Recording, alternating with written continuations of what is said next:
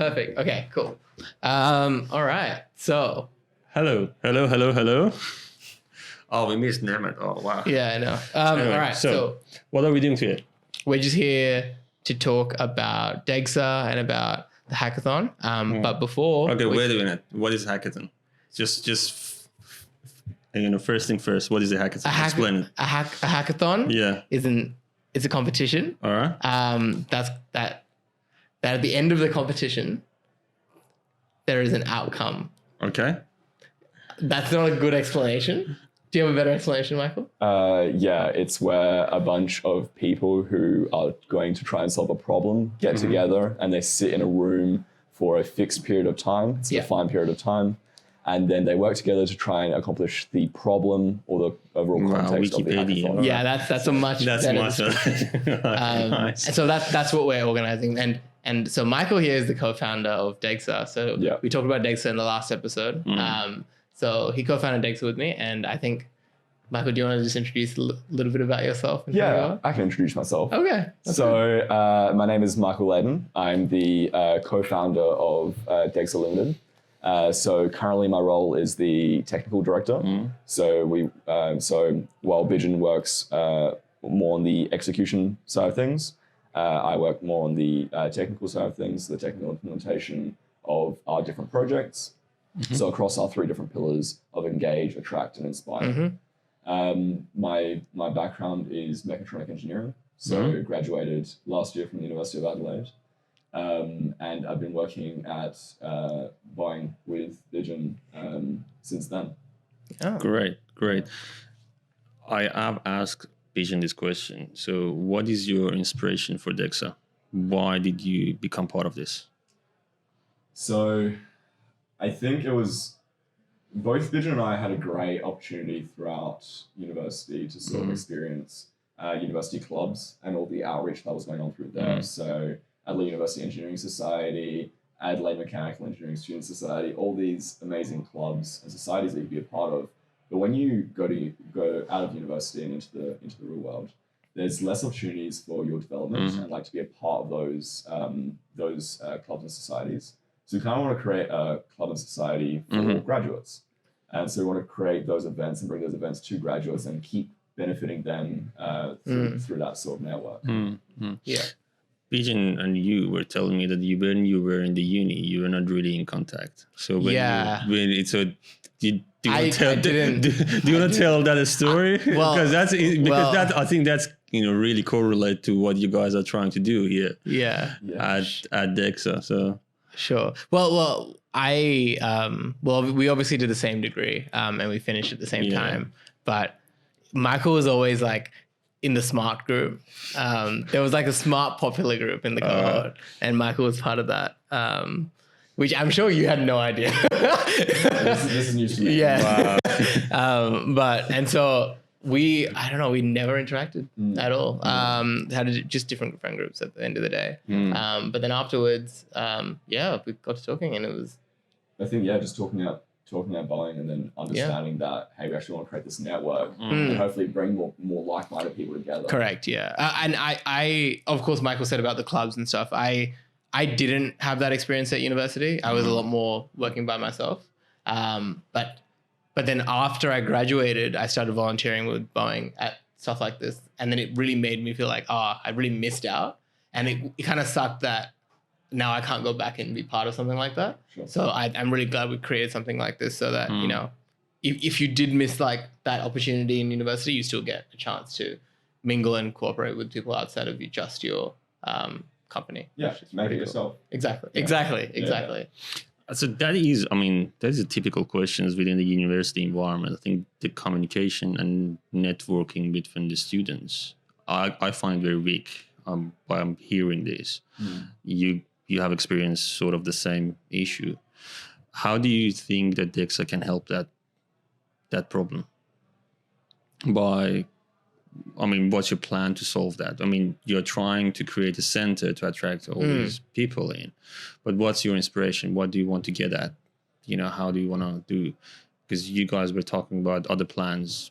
If you want to explain some of those plans to me. Yeah, I think at the moment, at least, jump in whenever, but I think at the moment we just want to create a non-membership. At the moment, it's non-membership, so anyone can join. So for the hackathon, for example, it can be any final year student who is in.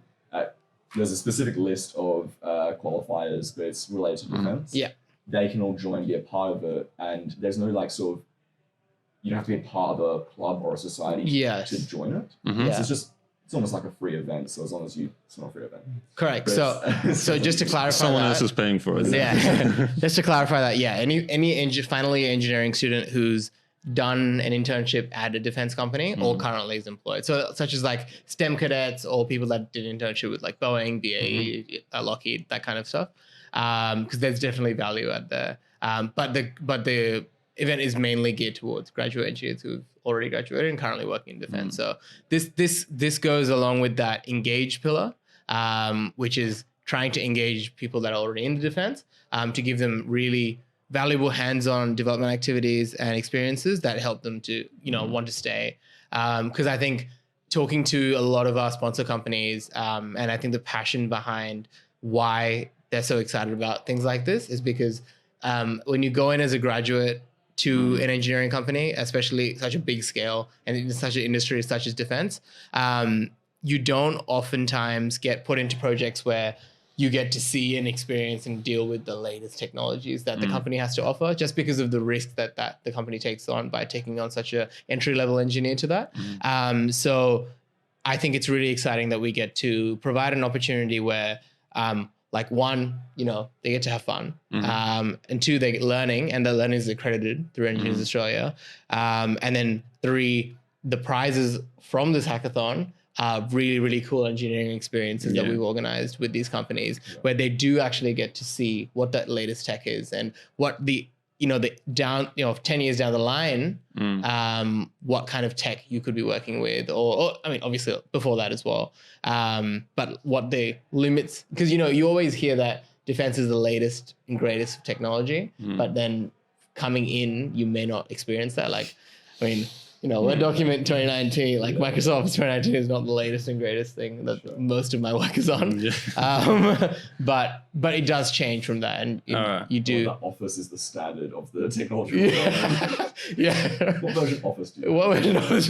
Yeah, right. So I think that's personally, and I think developing this into something that I would have loved to participate in is something that the benchmark that I'm looking for. Like what we've kind of built here is something that I'm really jealous that I don't get to participate in, and something I would have loved to do. So, Well, we sort of are participating in that. Yes, we did discuss about it. Exactly, we did. Yes, we'll get our fun. But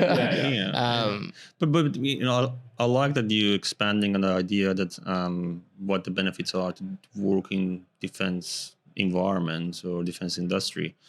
But what other incentives do you think that defense industry has for graduate engineers to come, and why defense? Okay, why did you come to defense?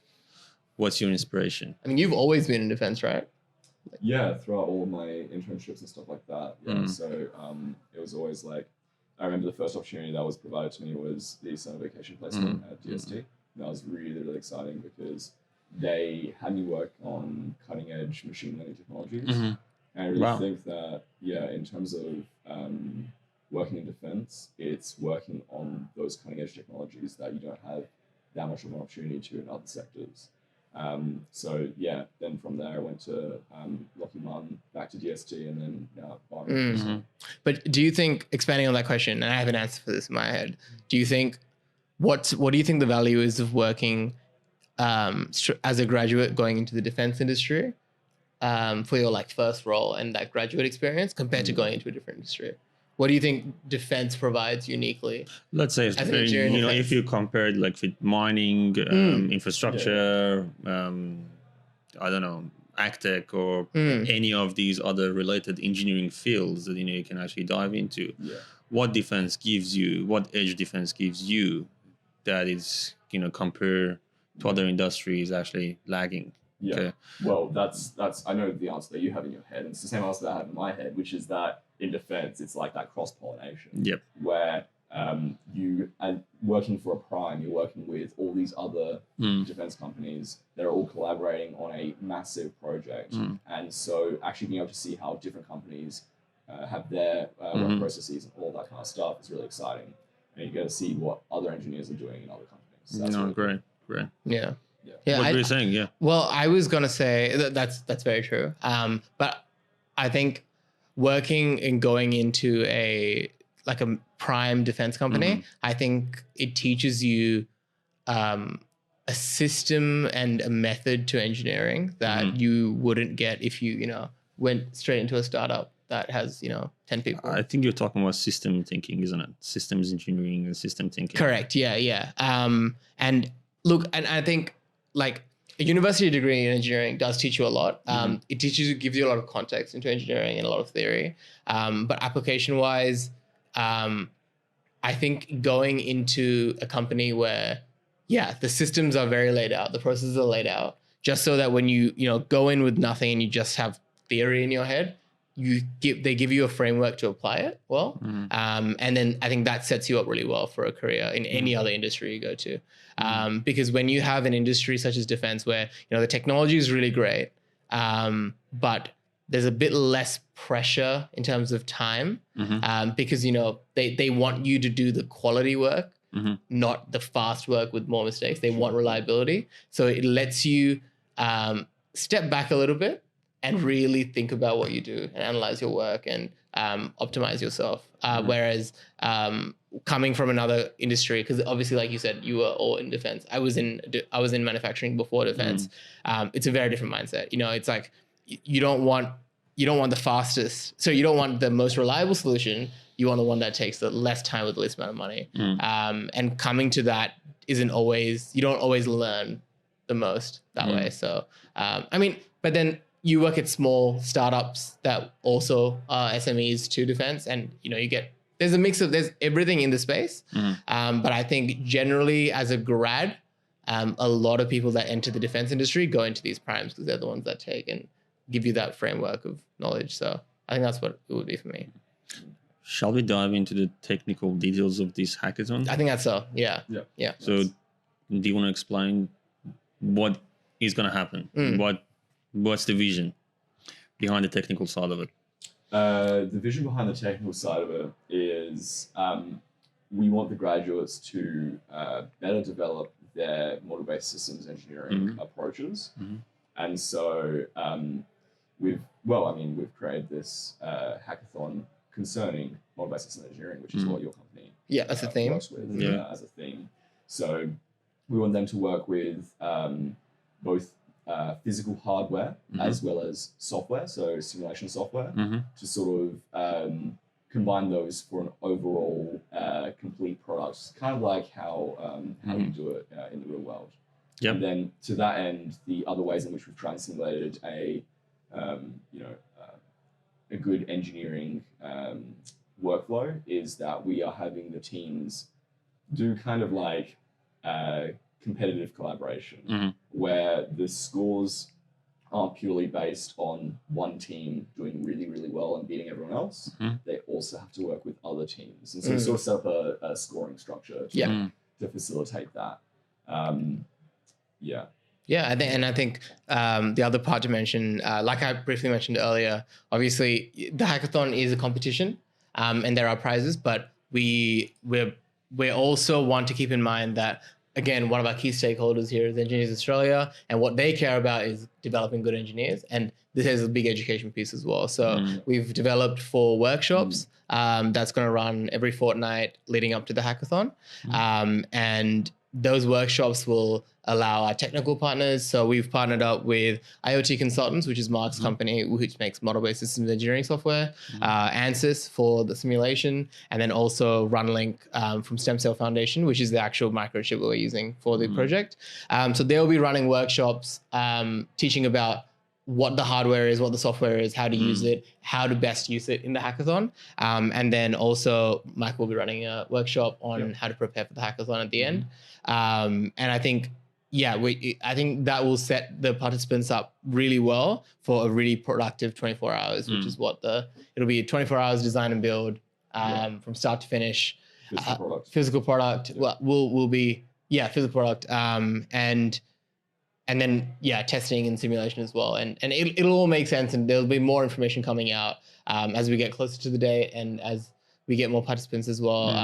But there's limited what we can say now. And then with the winning teams, like we said, is scored on a various different factors. We've teamed up with several engineering defense companies across the state to provide really, really exclusive and cool engineering experiences to the winning teams. I also can't disclose what they are yet, but it's really, really cool and stuff that I wish I would be able to do. But and the way in which the competition is going to be judged is it's going to be based on both a objective score and also a subjective metric developed by our industry partners. So, for example, we have the Air Force, the RAF, as well as BAE Systems interested in being industry on the panel judges. Okay. So, Nice. Yeah. Nice. Yeah, it'll come to be a really good event. And we've got some good people that with a lot of passion sponsoring it and being a part of this journey. So, and we'll see where this goes from next year onwards as well. So, yeah. Awesome. I think you guys are doing great, and I hope that this platform sort of like either you guys or other groups take it to other industries. You know, so this becomes sort of like a motivator. Absolutely. For the next generation to come and study engineering, and I think that's where your passion is as well, because your next step.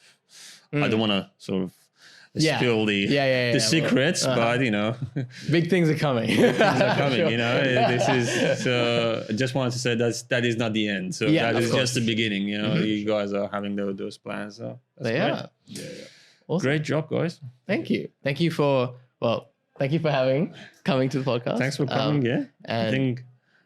And the other thing is, like we went to discuss, it would be great you guys are engaging with these prime companies and SMEs. It would be great if you can invite them here and then talk with them about it. I think so. Their technology, and then how they can actually help to build the ecosystem.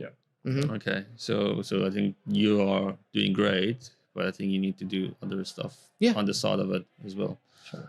And I believe this podcast is about that. How to sort of like what are people's visions for the future and absolutely. Correct. I think that's really exciting. But great job. All right.